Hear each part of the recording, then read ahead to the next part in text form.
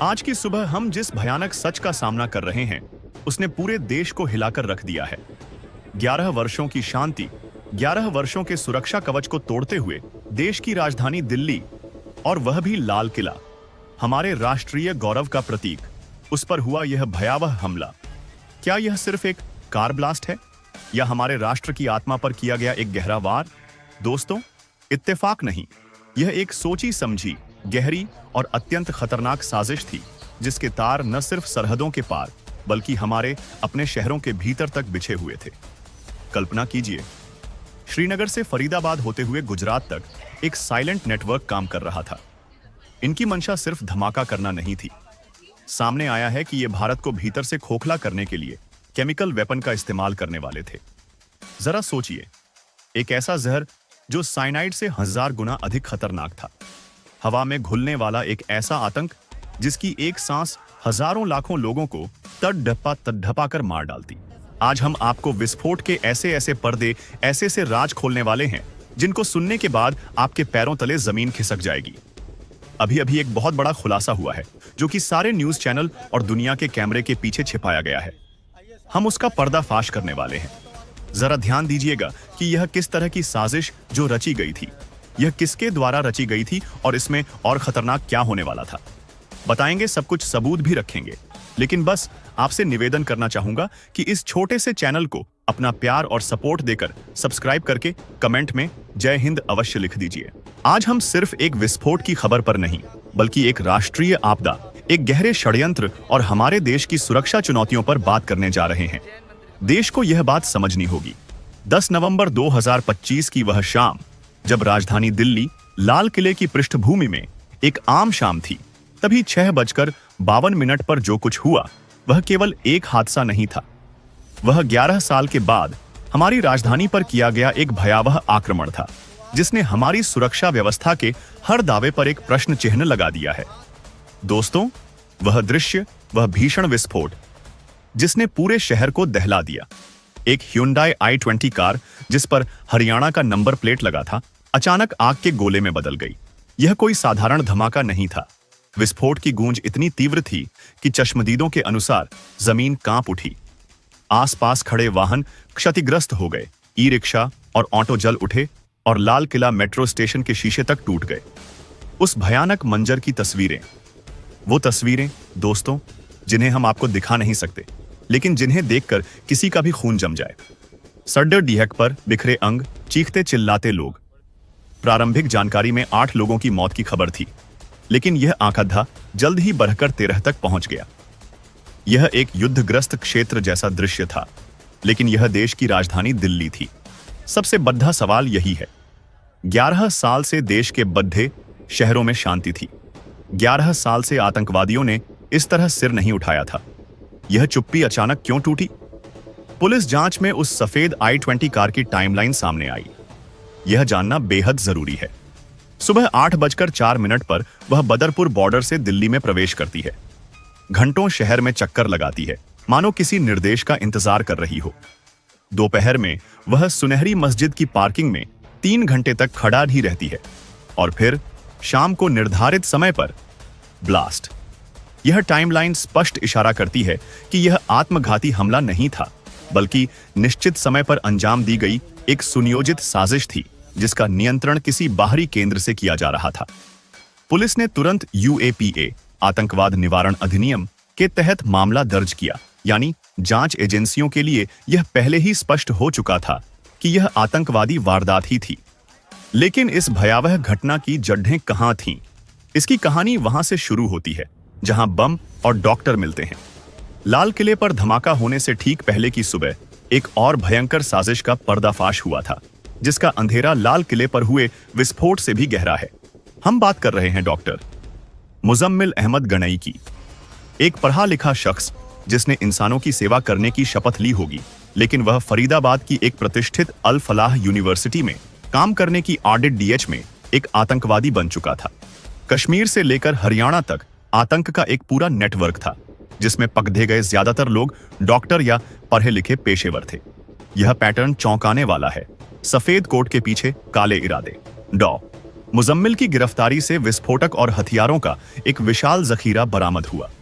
फरीदाबाद के धौज इलाके में एक किराए के कमरे में जो उसने सिर्फ विस्फोटक छिपाने के लिए लिया था, वहां से 360 किलोग्राम अमोनियम नाइट्रेट मिला।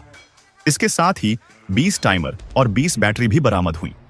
लेकिन दोस्तों, कहानी यहीं नहीं रुकती। जांच एजेंसियों ने जब उसके दूसरे ठिकानों पर छापा मारा तो कुल 2900 किलोग्राम विस्फोटक सामग्री और आईडी बनाने का सामान जब्त किया गया। 2900 किलो, इस संख्या को समझना बेहद जरूरी है।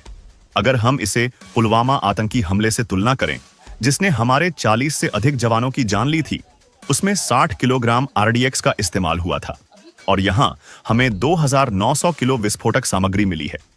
आप कल्पना कीजिए, यह विस्फोटक देश के कितने हिस्सों को दहलाने के लिए पर्याप्त था।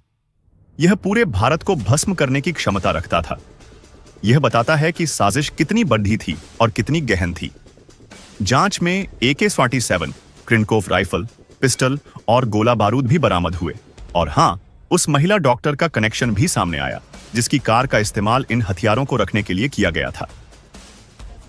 अब आते हैं सबसे भयावह पहलू पर, केमिकल वेपन का इस्तेमाल। खुफिया एजेंसियों ने यह इनपुट दिया था कि इस मॉड्यूल का इरादा सिर्फ बम विस्फोट नहीं, बल्कि रासायनिक हथियार का उपयोग करना था। एक ऐसा घातक जहर जिसे साइनाइड से भी 1000 गुना भयंकर बताया गया। इसका मतलब यह था कि यह आतंकवादी नेटवर्क मास कैजुअल्टी करना चाहता था। एक ऐसे जहर का इस्तेमाल जो सिर्फ एक सांस अंदर लेने से हजारों लाखों लोगों को तड़प कर मौत के घाट उतार सकता था। यह आतंकवाद का अगला चरण था जिसे जैश-ए-मोहम्मद JEM के इशारे पर तैयार किया जा रहा था। यह भारत को स्थायी अपंग बनाने की पाकिस्तानी साजिश थी। जांच एजेंसियां यह भी पता लगा रही हैं कि कुछ विदेशी हथियार और विस्फोटक, विशेष रूप से वह अज्ञात सफेद पाउडर, आतंकी कोडवर्ड, ड्रोन के माध्यम से सीमा पार से गिराए गए थे।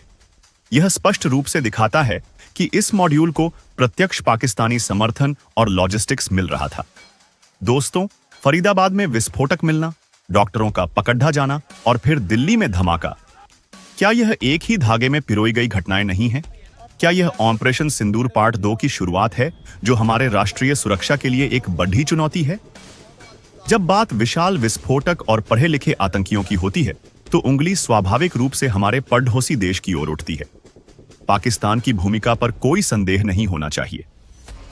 खुफिया रिपोर्टों के अनुसार यह पूरा नेटवर्क जैश-ए-मोहम्मद JEM से जुड़ा हुआ है। जैश का पुराना ट्रैक रिकॉर्ड रहा है, चाहे वह संसद हमला हो, पुलवामा हो या अब यह केमिकल वेपन की साजिश। पाकिस्तान की खुफिया एजेंसी ISI और आतंकी आकाओं की सीधी प्लानिंग रही होगी कि कैसे भारतीय राजधानी को सर्वाधिक नुकसान पहुंचाया जाए। हमलावरों ने जानबूझकर लाल किले को निशाना बनाया। यह केवल एक टारगेट नहीं है, यह भारत के गौरव, इतिहास और प्रभुसत्ता का प्रतीक है। इस पर हमला करना सीधे तौर पर भारतीय राष्ट्रवाद और आत्मसम्मान पर हमला करना है। आतंकियों का लक्ष्य जान लेना कम, बल्कि देश में अराजकता और दहशत फैलाना अधिक था। और उन्होंने समय भी ऐसा चुना जब देश में चुनाव और राजनीतिक गतिरोध की चर्चाएं चरम पर थीं, ताकि भारतीय लोकतंत्र की प्रक्रिया को बाधित किया जा सके। सवाल अब स्पष्ट है, जब सारे तार पाकिस्तान से जुड़ डाट रहे हैं, जब 2900 किलो विस्फोटक मिला है और केमिकल अटैक की साजिश थी, तो क्या हमें कड़ाकेदार जवाब नहीं देना होगा? क्या अब भी आतंकवाद का कोई धर्म बताने वाले लोग इस विशाल खतरे को नजरअंदाज कर सकते हैं? लेकिन दोस्तों, इस राष्ट्रीय संकट में एक और विडंबना सामने आई, राजनीति का गिद्ध नृत्य। यह हमारे देश की सच्चाई है। जैसे ही कोई राष्ट्रीय आपदा आती है, कुछ राजनीतिक दल तुरंत मातम मनाने के बजाय सत्ता को घेरने का मौका तलाशने लगते हैं। गृह मंत्री अमित शाह घटनास्थल पर मौजूद थे और जांच की समीक्षा कर रहे थे, लेकिन विपक्ष ने तुरंत बयानबाजी शुरू कर दी। संजय सिंह, उदाहरण के तौर पर, ने तुरंत इसे पाकिस्तान की घटिया हरकत बताते हुए प्रधानमंत्री मोदी पर सीज फायर करके पाकिस्तानी दरिंदों का मनोबल बढ़ाने का आरोप लगाया। मेरा काउंटर प्रश्न यह है, 11 साल तक जब कोई बड़ा धमाका नहीं हुआ, तब सुरक्षा मजबूत थी, और अब जब षड्यंत्र का खुलासा होते ही हमला हुआ, तो क्या मोदी सरकार को कमजोर कहना न्याय संगत है? पप्पू यादव, उदाहरण के तौर पर, ने इस दुर्भाग्यपूर्ण घटना के लिए सीधे गृह मंत्री और प्रधानमंत्री को जिम्मेदार ठहराया और इस्तीफे की मांग कर डाली। उन्होंने आरोप लगाया कि सरकार बिहार में चुनाव जीतने के खेल में व्यस्त थी। मेरा सवाल फिर वही है, जो सरकार 11 साल तक देश में शांति बनाए रखने में सफल रही, क्या उसे कमजोर कहना सही है? कमजोर सरकार वह होती है जिसके द्वार में हर दूसरे शहर में रोज धमाके होते थे, और हमने वह द्वार देखा है। कल्याण बनर्जी, उदाहरण के तौर पर, ने राष्ट्र की सुरक्षा और गरिमा के लिए अमित शाह से तुरंत पद छौधाने की मांग कर दी। यह जल्दबाजी सिर्फ सत्ता पक्ष को घेरने के लिए थी। ये लोग यह भूल जाते हैं कि जिस आतंकी साजिश का पर्दाफाश हुआ है और जिस पर यूएपीए लगा है, वह पूरे देश के लिए खतरा है। इस राष्ट्रीय संकट के समय जहां हर नागरिक को एजेंसियों के साथ खड़ीडीचा होना चाहिए, वहां राजनीतिक स्कोर बनाने की यह होड़ दुर्भाग्यपूर्ण है। हाँ, यह सवाल तो उठेगा, फरीदाबाद में इतना बड़ा जखीरा मिला तो क्या आईबी और दिल्ली पुलिस के पास कोई सूचना नहीं थी? क्या सुरक्षा घेरा इतना मजबूत नहीं था? हाँ, इस पर प्रश्न पूछे जाएंगे और जवाबदेही तय की जाएगी। लेकिन यह सब करने का एक समय होता है, और वह समय तब नहीं होता जब गृह मंत्री खुद मौके पर जांच की कमान संभाल रहे हों। दोस्तों, यह घटना अब सिर्फ आतंकवाद का मामला नहीं रहा। यह हमारे राष्ट्रीय संकल्प और भविष्य के सुरक्षा मॉडल का सवाल है। अब हमें 3 प्रमुख मोर्चों पर काम करना होगा। सबसे पहला है 1. आतंकवादी नेटवर्क का संपूर्ण उन्मूलन। डॉक्टर मुजम्मिल, डॉ आदिल और नदीम जैसे लोगों से गहन पूछताछ कर पूरे इंटरनेशनल मॉड्यूल की जड़ें खत्म करनी होंगी। केमिकल वेपन की साजिश के पीछे कौन था और 2900 किलो विस्फोटक किसके लिए था, यह सच्चाई सामने आनी चाहिए। टेरर फंडिंग और ड्रोन डिलीवरी के रास्तों को हमेशा के लिए बंद करना होगा। 2. सुरक्षा और खुफिया प्रणाली का पुनर्गठन। इंटेलिजेंस फेलियर अगर हुआ है कि गंभीर समीक्षा जरूरी है, खासकर जब फरीदाबाद में इतना बड़ा खतरा सामने आया था।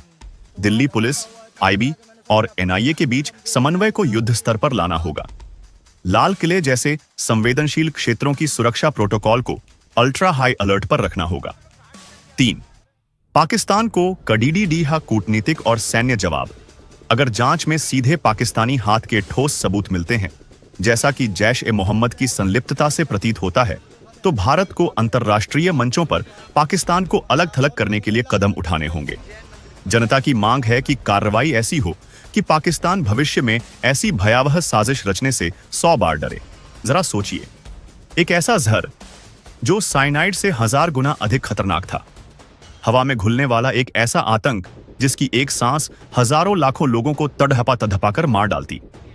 भारत के खिलाफ नरसंहार की इस भयावह पटकथा को लिखने वाले ये लोग कौन थे?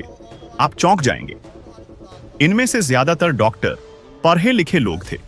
वो जिनके हाथों में जीवन बचाने की जिम्मेदारी होती है, वही मौत का सामान तैयार कर रहे थे। जैश-ए-मोहम्मद का नाम सामने है। पाकिस्तान की गहरी साजिश की बू आ रही है। लेकिन सवाल अब यह है, क्या यह सब सिर्फ ट्रेलर है? क्या ऑपरेशन सिंदूर पार्ट 2 की तैयारी हो रही थी? क्या हम एक ऐसे गुप्त युद्ध के मुहाने पर खड़े हैं जिसका हमें अंदाजा भी नहीं? और क्या अब समय आ गया है कि भारत इस छद्म युद्ध का अकल्पनीय जवाब दे? हमारे पास जो सबूत हैं, वे किसी भी थ्रिलर फिल्म से ज्यादा चौंकाने वाले हैं। श्रीनगर में पकड़े गए डॉक्टर के लॉकर से AK-47, फरीदाबाद और गुजरात में भी डॉक्टर गिरफ्तार। इनके पास से विदेशी हथियार, कारतूस और सबसे भयानक, फरीदाबाद में जब्त हुआ 360 किलो विस्फोटक। और तो और, सुरक्षा एजेंसियों को शक है कि ड्रोन के जरिए हथियारों की खेप इन तक पहुंचाई जा रही थी। 360 किलो, याद रखिए, पुलवामा अटैक में सिर्फ 60 किलो RDX इस्तेमाल हुआ था। ये तो 2900 किलो तक विस्फोटक जमा कर रहे थे। और इस सब के बीच कल शाम दिल्ली के लाल किले पर हुआ कार ब्लास्ट। क्या यह इन बड़ी साजिशों से ध्यान भटकाने की चाल थी? दोस्तों, सन्नाटा चीख रहा है। हर तरफ सवाल है, हमारी खुफिया एजेंसियां कहां थीं? दिल्ली पुलिस को क्यों भनक नहीं लगी? क्या यह हमारी सुरक्षा में चूक है या आतंकियों की रणनीति में एक खतरनाक बदलाव? इससे पहले कि कुछ तथाकथित बुद्धिजीवी इस पूरे मामले को आतंक का कोई धर्म नहीं होता जैसे घिसे पिटे जुमलों में उलझा दें, या राजनीतिक गिद्ध इस पर अपनी रोटियां सेंकना शुरू करें, हमें सच्चाई को समझना होगा। यह वक्त जवाबदेही का है, जांच का है और सबसे बढ़कर राष्ट्र की एकता का है। आप सभी से विनम्र निवेदन है कि हमारे देश के विरोधी को एकता का परिचय देने की आवश्यकता है। आप सभी लोग चैनल को सब्सक्राइब करें या न करें, कमेंट में जय हिंद लिखकर अपनी एकता का परिचय जरूर दीजिए। जिससे कि हमारे विरोधी को पता चल सके।